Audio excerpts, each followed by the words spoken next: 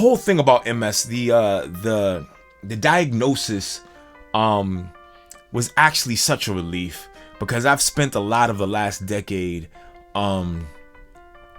thinking that I wasn't living up to the man that I wanted to be, and realizing how much MS is affecting my mood and my mind and my body makes me realize that I've been kicking this disease's ass, and I have been moving forward and getting things done regardless.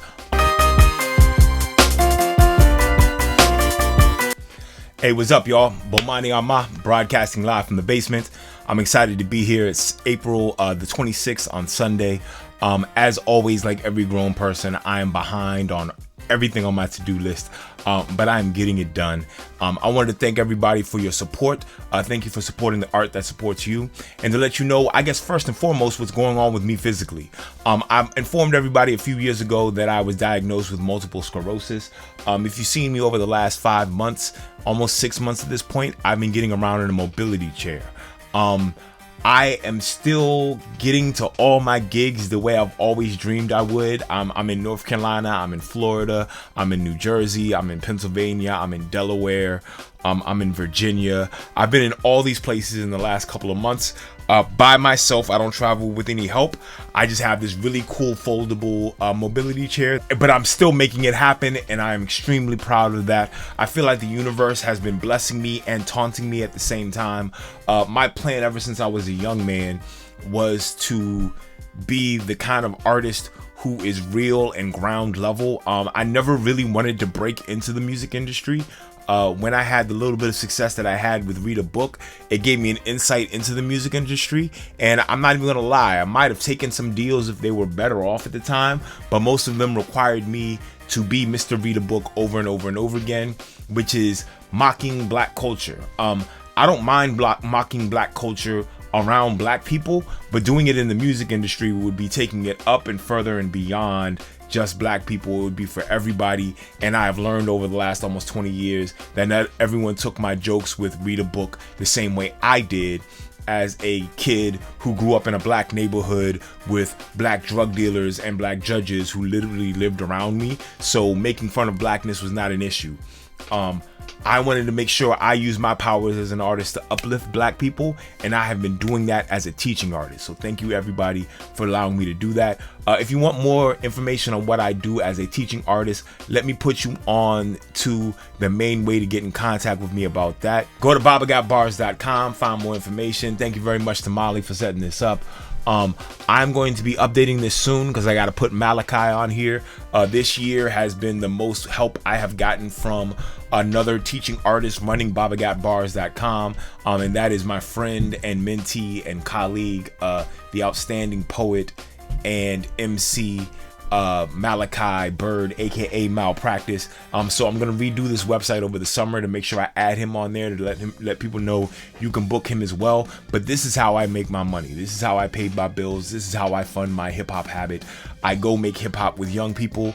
I have been integrated into a whole bunch of different schools. There are several counties all over the country that every 5th grader sees me. That's how they know they made it to the 5th grade. If you're from PG County, you know how we knew that we made it through elementary school when we got through Camp Schmidt. A lot of kids in several different places in the country know they've made it to 5th grade because they've seen Baba Bomani live in concert, and I love that. I love that for myself because it was always a dream of mine, and I also love that for the young people because they're getting hip-hop in their lesson plans, a combination of rhythm, rhyme, and repetition. The other thing that's important to understand about the MS is that I can't multitask the way I want to. I've been having brain fog, and I thought the whole thing about MS, the diagnosis was actually such a relief because I've spent a lot of the last decade thinking that I wasn't living up to the man that I wanted to be, and realizing how much MS is affecting my mood and my mind and my body makes me realize that I've been kicking this disease's ass, and I have been moving forward and getting things done regardless. But one of the things is I don't read as well. The most reading that I do these days is I read live. My shows are basically a read along for children, and then I take audiobooks. So on my road trips, I'm intaking audiobooks. I can still read. I haven't lost the ability to read, but the brain fog and the focus that I'm going through I can't do multiple things at once, and I can only read several pages at a time. I got a couple of books sitting upstairs that I've taken so long to get through, and I'm finally understanding why that is. But I'm battling it. I realize how blessed and fortunate I am, and that I'm finding a way to get through this regardless. So I wanted to make sure y'all had that update.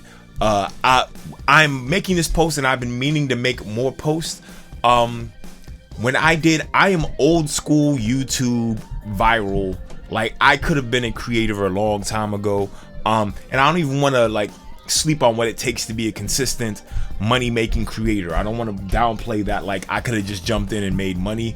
I would have figured it out, but it's not just jumping in. You got to understand what your audience is, what your message is, how you can make content consistently. But I wanted to be a tangible, in your face, you come to see me live artist, and I've been that. And I also didn't want to get caught up in the trends that happen with the internet, and the miscommunications and the misunderstandings that happen with the internet.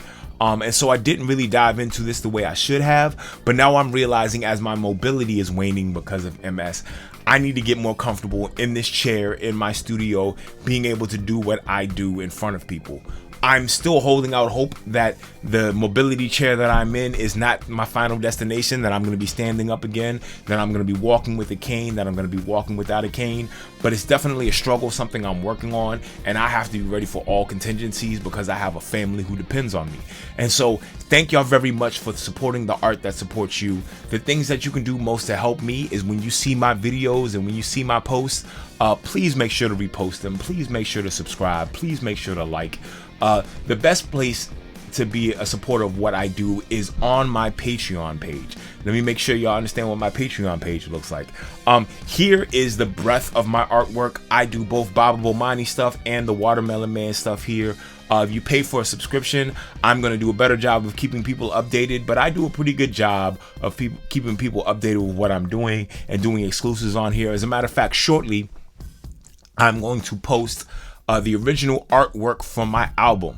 The artwork for the album, Bomani Armah is the Watermelon Man, will be out on my Patreon page soon, and everybody will see it when it goes live for pre-sale in about 2 weeks. I am really excited about the artwork. It came out exactly how I wanted. And let me introduce you to the family that created the artwork. This is James Terrell and Zudeka. They are amazing. Before they knew each other, they both booked me for gigs like 15 years ago. Like, they completely believed in what I was doing as an artist, and they put their money where their mouth is, and they brought me to the places that they knew needed great hip hop and poetry, and brought me there. And then they have both, over the last 15 years, emerged as amazing visual artists. I am not going to show you the artwork they did for me right now, but I'm going to show you the artwork they have been doing all over the country. You want to go to Terrell Arts DC and check this out. As a matter of fact, when I go back to Eastern Shore in a couple weeks, I know Zudeka has a showing happening over in Easton, Maryland. I know James has showings happening, I think, somewhere here in Maryland. I don't get out the house the way I used to and the way I want to, but I'm going to start getting around so I can go see this artwork in person and support them in person. I commissioned them to make my cover art, and they did an outstanding job. What you see here is the flavor of what they made, and my engineer Bill Vaughn told me that the artwork they created looks like what the album sounds like, and I love that. I'm looking forward to everybody seeing that. I have the 2 major phases of my album done. The 2 major phases are mixing and getting the artwork done. Those 2 things are done. There's some other steps that I need to get done, and I'm working on and will have done very soon. I'm getting it mastered. I'll let you know who's mastering it soon. I need to get the graphic design done. I need to get the actual physical printing of the CDs and the vinyl. Friends, for 2 different reasons, I'm really pushing this more on CD and vinyl than I am doing it as streaming. I'm only putting 1 song from this project on the streaming services, Spotify, iTunes, however you stream music. I'm only putting the lead single, which is Not My Ministry, featuring Ayana Gregory. I'm actually in negotiations now, trying to figure out the date. Not negotiations, everybody's down. I just got to find the date to shoot the music video. It's going to be an Imagination Inc. production with Darnley Hodge. I'm excited about that. But I'm getting that part together. I'm only putting one song on digital media to go around. I'm using digital media. I'm using Spotify, iTunes, all that stuff, the way you would have used radio back in the 90s. That's how I'm promoting my project, so people know about it. But I want you to come to my site, either Bandcamp or Patreon, and pay for a download of the 14-track album there.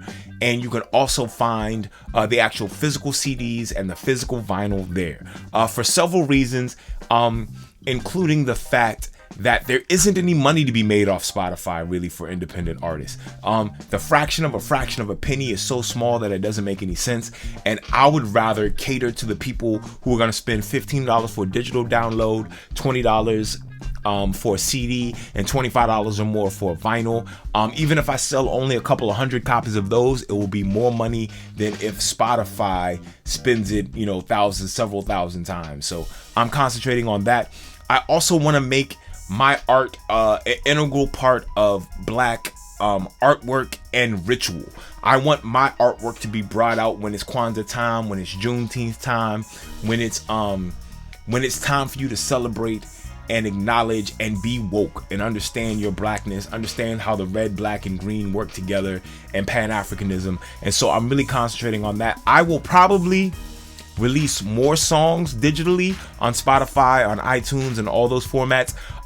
But as I hit different physical sale goals and guidelines, right? If I sell 1,000 actual copies, I might release another single, and then 5,000 actual copies, I might release another single. I will let the people help me decide which songs I'm releasing. But I really want to be integrally a part of Black art, and that is why, as you can see, this artwork transitioning by, I got the Terrell family, I got James and Zudeka doing their thing on my artwork, because that's what I want to be, that's what I see. Also, I do not trust digital media. Everyone talks about artificial intelligence as if it's just a tool, but what's happening with artificial intelligence is that everyone now feels like they can afford to create whatever projects they're working on, whether artistic or otherwise, by cutting out all the consultants you used to hire. You used to hire graphic designers and engineers and bass players and all this other kind of stuff. And now you, with half the budget, with a tenth of the budget, can get all that done while avoiding paying people, right? But here's the thing. The same thing happened with Walmart. The same thing happened with Target. These big conglomerates come in and they make it so convenient to spend less money with them that you get rid of all the smaller guys who are independent vendors who people make money from until they're all collapsed. And then you'll have only one option. That's the big boys. That's the Walmart. That's the Target. The same thing is happening with artificial intelligence. Everybody thinks they're saving money by not having to pay someone to edit their writing, not having to pay someone to play bass on their song. They can just put in a prompt, and we're going to dry out the market. A couple of people are going to make a little bit of money, but what we're doing while we're doing that is teaching AI and the evil overlords who run AI, the people who started AI as public open source and then made it private. We're giving them our intellectual property, and they're going to continue to make money off of that, and they're going to make all of us serfs. Remember, the American project, the default setting is slavery. In America, the default setting is slavery. They're trying to get back to certain people making all the money and other people just being subservient to them. It's always been that way. It's sort of like that now, but there was a creation of middle class that happened because the United States was trying to combat in a propaganda war against socialism and communism, which is much more egalitarian, gets way more people involved, and that ended up slowing down the Gilded Age, where the people like Rockefeller and all those people could just exploit everybody else and get to this slavery model that they're working towards. But I honestly believe AI is going to help them get back towards that slavery model, and they are going to fool us all into thinking that we personally are getting better because now we don't have to spend money on other consultants. We can just spend money, a little bit of money on AI as we train AI to eventually replace us. I don't want to be a part of that. I would feel differently about AI as a tool if I trusted the oligarchs who run it, but I absolutely do not.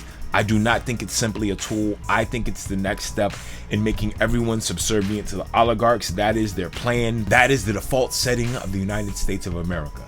And so part of my pushback to that is that I don't want everything I'm doing to be digital. I got certain things that are going to be digital, but I want to have real life in-person experiences like I had this weekend at Martin Luther King Library, like I had this weekend at Busboys and Poets, working with both from birth to 5-year-old children at MLK Library, working with middle schoolers at Busboys and Poets. I want to continue to have these real life human experiences, and I want to sell to people, and I'm looking to people who want to buy, who are invested in having a real life human experience. And so I'm going to concentrate on having actual physical CDs, actual physical vinyl, and performing in person for people. All right, I'm gonna be confined to this chair possibly eventually, and I've got to use digital stuff in order to market, but I'm striving to have more real life physical experiences, and so I'm working towards that. Thank y'all very much for listening to me. Let me make sure you understand a few other things. The best place to find me, to get all my information about what I do artistically, is to go to my website, BomaniArmah.com. From there, you can find my EPK, find more information about booking me. You can find my email list if you want to find my email list. You can also find notarapper.com, where I talk about being a creative artist for the entire community. BabaGotBars.com, where I talk about being a teaching artist and art integration specialist. I am on the Kennedy Center teaching artist roster. Me being humble about how good of a teaching artist I am would actually be me being more of a jerk than actually saying with confidence that I am amazing at this. This is why I get hired all over the world to do this. It's why that's my only job, how I get paid. And so thank y'all very much for supporting that. You can also find more information on our Patreon page there. Friends, I'm Bomani Armah. Thank y'all for tuning in once again. Thank y'all for listening to this update. Starting next month, I'm going to start having listening parties, and my next update in the next few days is going to let you know where you can come in DC, Maryland, Virginia, Delaware, New Jersey, North Carolina, Pennsylvania, to come to one of my listening parties. I'm hoping to sell a whole bunch of copies of this album in advance to help me when I can no longer support my family from going to all these schools, but have to do it through selling these records. And thank you for your help doing that. I'll catch up to y'all soon. Peace.